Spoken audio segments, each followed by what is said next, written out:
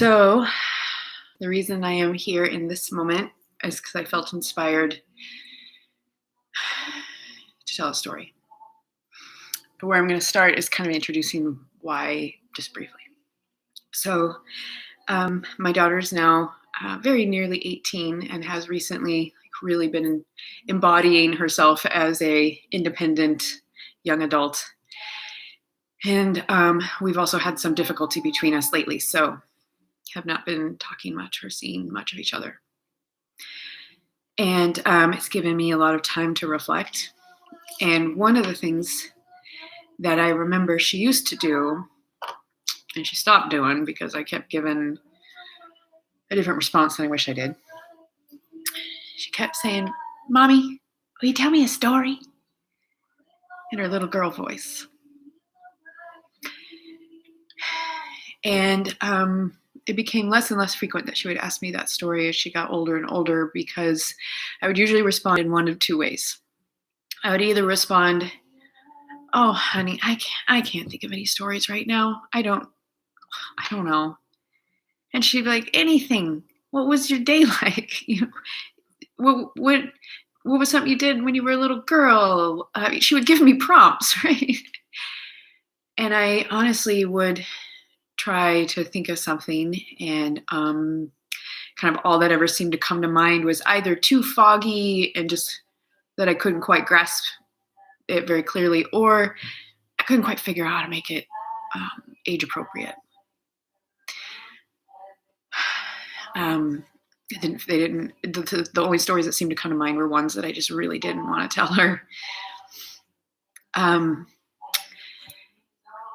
But now that she's no longer readily available and no longer says, "Hey, mommy, tell me a story," I can't help but wonder if I had told her stories as she was growing up more frequently at age appropriate levels, if I had known how to do that, is it possible that through exploring the adventures of me as a young girl and as I was growing up and becoming an adult of my own on my own, if I had told her my stories, is there maybe a chance that she would have, as patterns started to emerge, would she maybe have recognized them instead of getting drugged through them as we experienced them together? And I am more of a historian, so I see patterns in retrospect.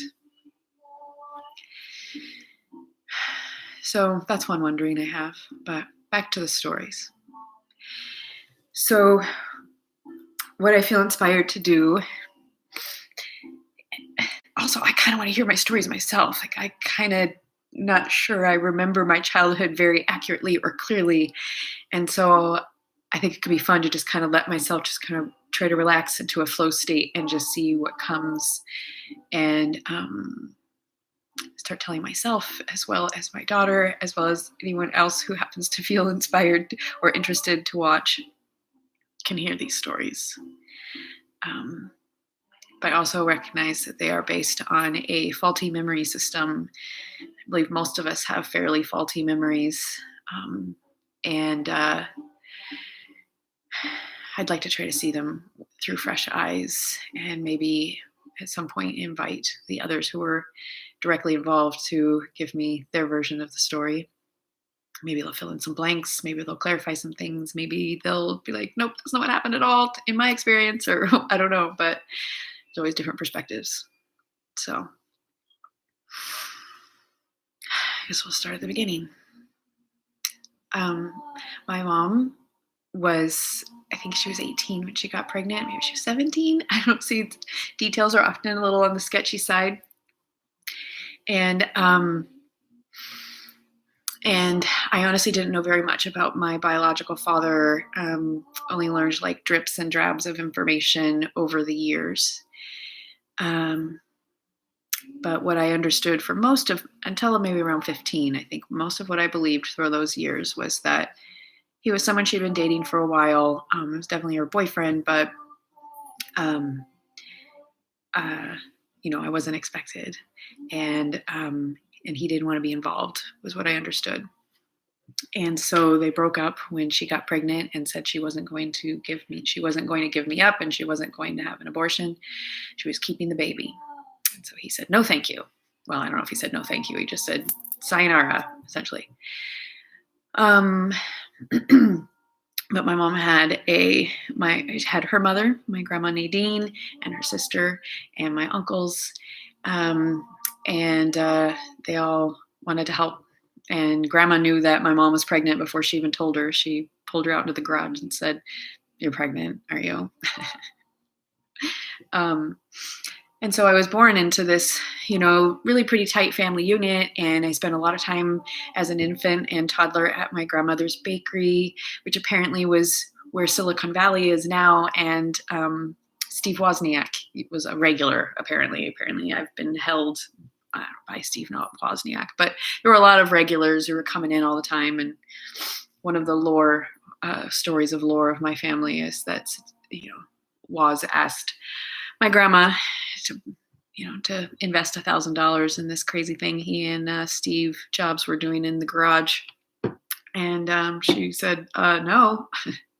So I've always been kind of upset with grandma for that decision. But got to play in the pool all the time. We were in California. I was adored. I was well cared for. Granted, there was a lot of teenagers around, but and I guess the day I was born was supposed to be my mom's graduation from high school. And so my grandmother, the story goes, crossed the stage on behalf of my mom and accepted her diploma, and because she was in the hospital having me. So, we lived in California for the first till I was about 4. And when I was 1, my mom married her best friend, this man that, she'd known for years, and he's a very sweet man. And, but they were just very, very young, and it didn't work out. And, she took me, and, we moved to Hawaii when I was about 4.5 or so. And that's when things seems to have gotten a little crazier. I'm kind of hoping that at some point my mom and I can go back to Maui and she can tell me more of her side of the story. But there are some things that I remember, I don't want to start with one of the scariest stories, but I guess we spent a lot of time in Iao Valley and swimming and being with friends and being in the ocean and, just living this kind of idyllic, simple life. From what I understood, as a 5-year-old. And I had this best friend named Marama. And we did everything together, and we went to school together, and we were just absolute besties. And there's definitely other adventures that I could tell about my time in Hawaii, but I just kind of want to give a sketch and, keep this to shortish story time. So some of the things that I remember leading up to us leaving Hawaii are, I found a shotgun under the cushions of the couch, and I think I asked why or what was that, and I was, definitely warned about it. So don't touch that. Don't ever touch that. That's just to keep us safe. I probably asked, safe from who? But I don't know. I don't remember very clearly. And my mom's very best friend was Marama's mom. And Marama's mom was driving our car, my mom's car, and there apparently was foul play involved, got pushed off the road so that she crashed and died in our car. And after that, apparently whomever pushed our car, rammed our car off the road or, caused her to go off the road and die, was still very interested in hurting us. And I honestly don't know why. I don't know why. And this is some of the this is now these are all things I don't remember. This is just the story that I've been told that uh, apparently we were so concerned. There was so much concern for our safety that my mom and Marama and I and some Samoan guards friends, yes, we all hid in the jungle for a few days until Marama's grandparents could come and take her back to Florida. And I remember, this is one memory that I do have of all of that. I don't remember being in the jungle. I don't remember any of that. I remember asking, can I write her? Can I call her? I mean, some form of, can I stay in touch? And they said, no, you can never speak to her again.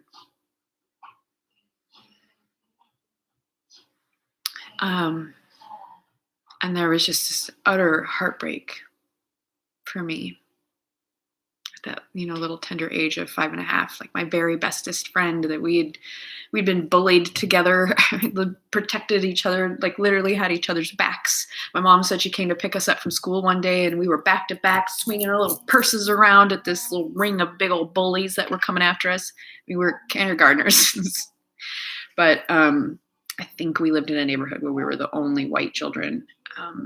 Even though Marama wasn't totally white, it was me. Maybe I was the only white kid. She was my friend. I don't know.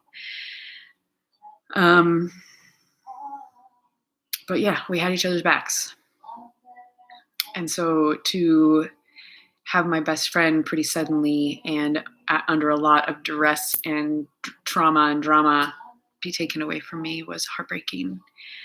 And apparently immediately after that, within days, my mom and I left Hawaii and moved to Alaska, which is like the opposite kind of paradise. So I think that's where I'm going to take a little break. I think that's where I'll pick up next is once we move to Alaska. And yeah. I mean, this isn't really like how I would tell my kid the story if she said, Mommy, tell me a story. But, I guess, like I said, it also just feels interesting to me to just tell my story as if I was meeting a new friend and, or as if like a new friend had said, hey, just tell me your life story. Let's just take a couple of hours. I just want to hear it.